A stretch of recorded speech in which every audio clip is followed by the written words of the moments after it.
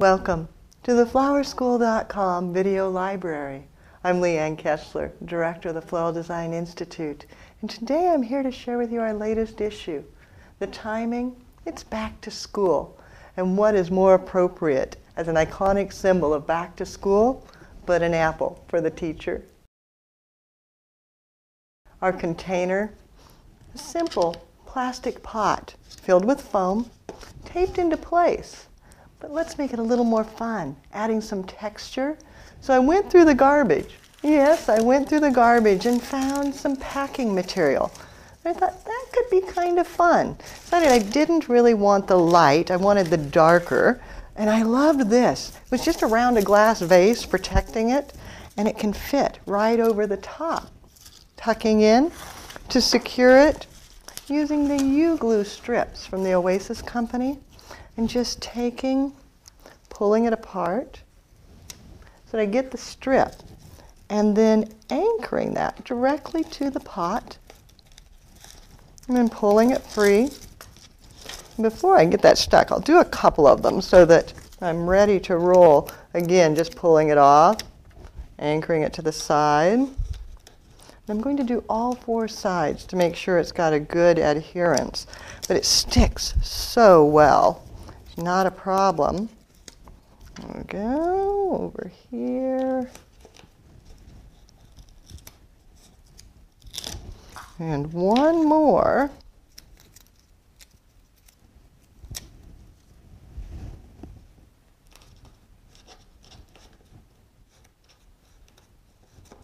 Peeling it off. Then I can just take the pot, set it right in. Center it so I get it covered nicely, and then just pull it and stretch it right into there. You can see it's not even. That's part of the beauty of the whole thing. Then lastly, I need to make sure I can set the apple right in. And it too, it's artificial. It's not a real apple, so it's going to last, and she can save it as a fun little memory of the first day of school. Again, just taking one of the glue strips, placing it onto the bottom, and pulling it back off.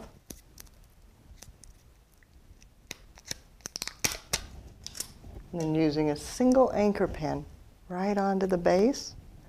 Now we can anchor this right down to the foam.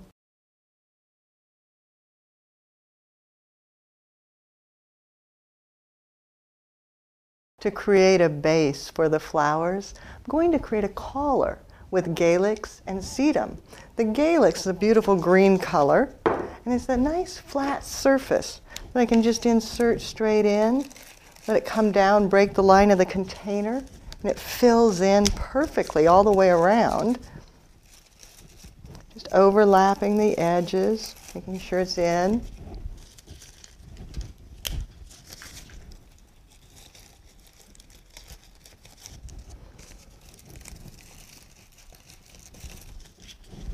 And then coming back and repeating that collar with the Sedum so that I get a little bit more texture, some color variation. Sedum is so awesome during this season. It's just grand. And it holds so well.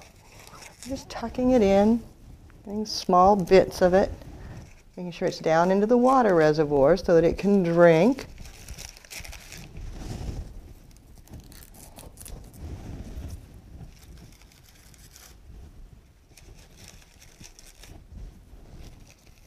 And then as I work, just keep turning it to make sure I get solid coverage, that there's no holes, and none of the foam is going to show through on the sides. That way, the magic of the design is hidden away, and you don't know that there's foam down inside the pot.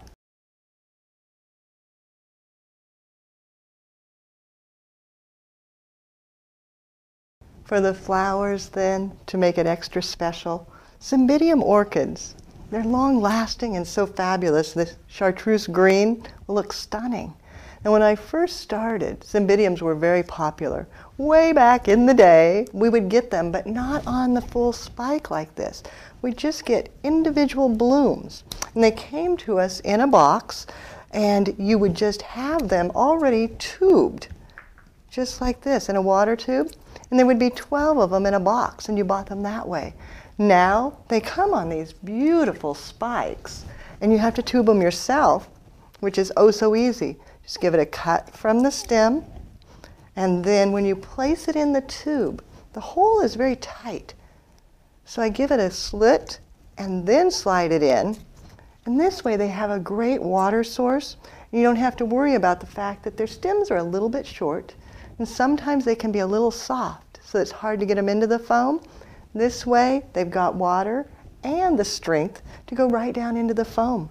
Now, I picked this color with the red throat because I was taught way back that when you designed with orchids, you always match the throat to the accessory item, be it a ribbon or an apple, and then you just tuck it in, and that contrast in color is so grand. You can see I'm reflexing the petals. That way their face shows a little bit more.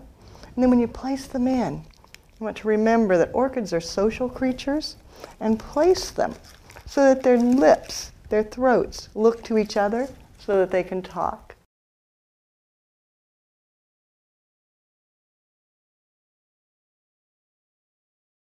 As a final touch, just a little bit of twine that you get at the hardware store. Pulling it out, giving it a cut, and then doubling it so that I don't have to go wrapping round and round and round. I can just go around once, but still get heavier coverage.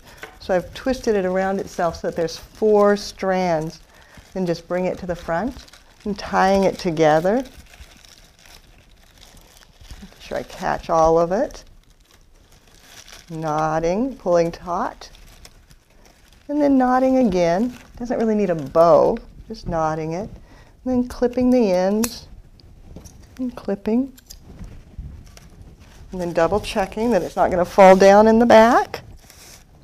Nope, just perfect.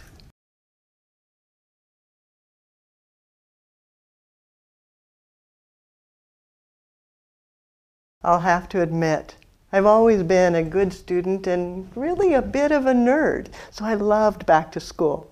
Quite appropriate that now here I am at the Floral Design Institute, scurrying around, making sure the Learning Center is all ready for our autumn students. I absolutely love it. I think that I should make one of these for all the teachers here at the school so that they can enjoy back to school just as much as I do. For more creative inspiration, check out our website. It's so much fun at flowerschool.com. You'll see so many ideas, so many thoughts for the autumn season. If you've got questions, don't hesitate to contact us. You can reach us through the website or by telephone at 1-800-819-8089. If it's easier, go ahead and use my personal email. It's Leanne, Leanne, at floraldesigninstitute.com. For now, happy back to school. Have fun and do something you love.